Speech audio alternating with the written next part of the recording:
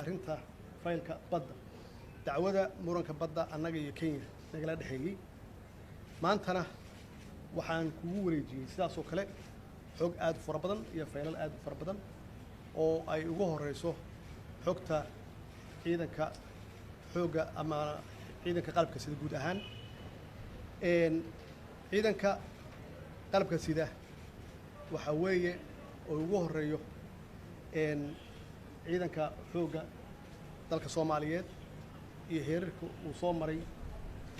shantii sano soo dhaafay iyo tababaradii faraha badnaa aan u furnay ciidanka qalabka sida khaasatan waxaan rabaa inaan xuso ciidamo waxaa jira aad u fara badan oo tababar noogu maqan ay ugu horeeyaan ciidankii ugu badnaa aan dibadda dalka dibaddiisa aan geynay oo dhan 5,000 oo hadda lagu tababarayo ciidankaasi tababarkoodu waxay dhameysteen sanadkii la soo dhaafay dhexaadkiisii iyadoo la rabay in la keeno dib baan u dhignay sababtoo ah xaaladda siyaasadeed iyo doorashada aan ku jirnay inay saamayso madaxweyne ciidankaas waa ku diyaar waxaa loo tababaray ciidanka qaybahooda kala duwan marka ugu horeysa waxaan rajeynayaa ciidankaas inay soo noqdaan oo ay ka howlgalaan si ay dalkooda uga xoreeyaan ciidanka uga xoreeyaan argagixisada al-shabaab ciidanka dhismihiisa waa socdaa waxaan rajeynayaa si ugu dhaqsiyaha badan in lagu soo afjaro dhibaatada ay ciidanka shabaab iyo argagixisada ay dalka ku hayaan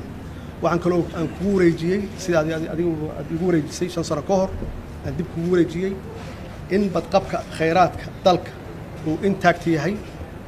sidii aan ugu imid aysan wax isbedel ah aysan ku dhicin arrinta badda murankeedii inay soo afjarantay ay soo dhamaatay sanadkii la soo dhaafay oo halkaas runtii aan ku guuleysanay waxaa intaas dheer hawadii dalka inaan soo celinay hantida ummadda Soomaaliyeed u dhaxaysa haday tahay dhismo iyo haday tahay dhulba inaba ha yaraatee sideedii inay tahay oo cid milkiyad aan ku wareejiyay in aysan jirin waxaan kaloo kugu wareejiyay sharcigii doorashooyinka waan ognahay waxaan soo marnay doorasho dadban oo aad iyo aad u dhib badan annagoo haysana sharci dhammaystiran oo maybe laga yaabo in wax yar laga bedelo oo in dalku u guuro doorashada qof iyo codka ah ama doorashada toosan si ummadda Soomaaliyeed ama shacabka Soomaaliyeed ay fursad ugu helaan si ay uga qayb qaataan dimuqraadiyadda dalkan arrinta Somaliland waxay ahayd qadiyadda Somaliland waxay ahayd iyo arrinta Somaliland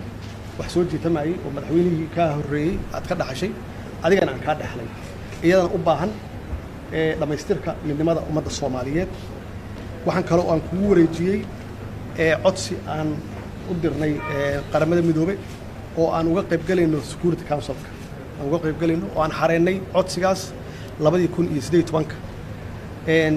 doorashada aan u galayno 2024 si aan maxaan ku raadaan u fariisano kursigaas 2025 taasna waxa weeye waa legacy ama dhaxal reeb aan uga tagay ummadda Soomaaliyeed macdama aan laga joogo 51 sano ka hor sidaan xorriyad u qaadanay aan noqonay xubin ka mid ah hal mar kaliya waxaa kaloo aan kugu daray qaabka ugu wanaagsan oo lagu soo afjari karo cunaqabateynta hubkan saaran ama arms embargo iyada nafteeda ku jirta arrinta ID-da waa ka wada hadalnay oo dalkan hadduusan dadka aysan lahayn ID number aysan lahayn haddee waxa weeye security wax u dhimaysaa dhinac walbay dhibaato u tahay marka arrintaasna runtii meel fiican bay maraysaa oo waxaan rajeynayaa inaad dhammaystirto arrinta kale oo muhiimka ah oo aan kugu daray xogta aan ku siiyey faylashaan ku siiyey waxaa ka mid ah haddeen cafinta iyada naftigeeda oo adigu aad soo bilowday oo aad heshiiskaas 2016 adigu aad la gashay World Bank iyo IMF-ka annagana 4 marxalad aan ka soo gudbinay haddana ay harsan tahay marxaladii ugu dambeysay oo insha Allah hadday hawshan socoto waa hubaa inay soconayso aad wadayso dhamaystirkeeda uu yahay sanadka soo socda markaasna ay deen cafintii meesha ugu fiican ay tagayso oo dalka laga cafinayo deemaha nalagu leeyahay oo soo taxnayd ilaa maalintaan xorriyadda qaadanay arrimahaas oo dhan waa dhaxal reeb ama legacy aan iraahdo waxaan rajeynayaa insha Allah in maxaan ku raahday Ilaahay kuu fuudeeyo shacabka Soomaaliyeed ama dadweynaha Soomaaliyeed waxaan rabaa inaan uga mahad celiyo shantii sano taageerada ay taageereen iyo sida dhow oo Soomaalinimada leh oo waartinimada leh oo wadaniyada leh ay noola shaqeeyeen waxaan rabaa inaan la dardaarmo aan ku iraahdo inaad la shaqeysaan madaxweynaha cusub Xasan Sheekh Maxamuud aad la shaqeysaan doorashadii way dhamaatay hadda waxa la galayaa waqti shaqada uu hayo madaxweynahana wuxuu u qabanayaa ummadda Soomaaliyeed saas darteed inaan ku garab galno aan u midowno aan ku taageerno maxaa yeelay waxaan nahay dal ka soo kabanaya burbur aad u qoto dheer aad u faraweyn saas darteedna hal qof iyo laba qof waxba ma qaban karaan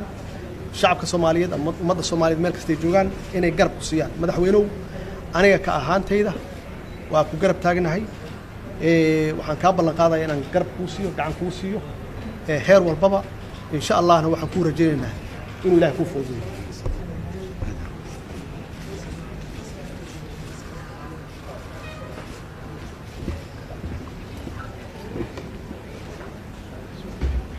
بسم الله الحمد لله والصلاة والسلام على رسول الله السلام عليكم ورحمة الله وبركاته مدحونا سيدو الشيخي ما أنت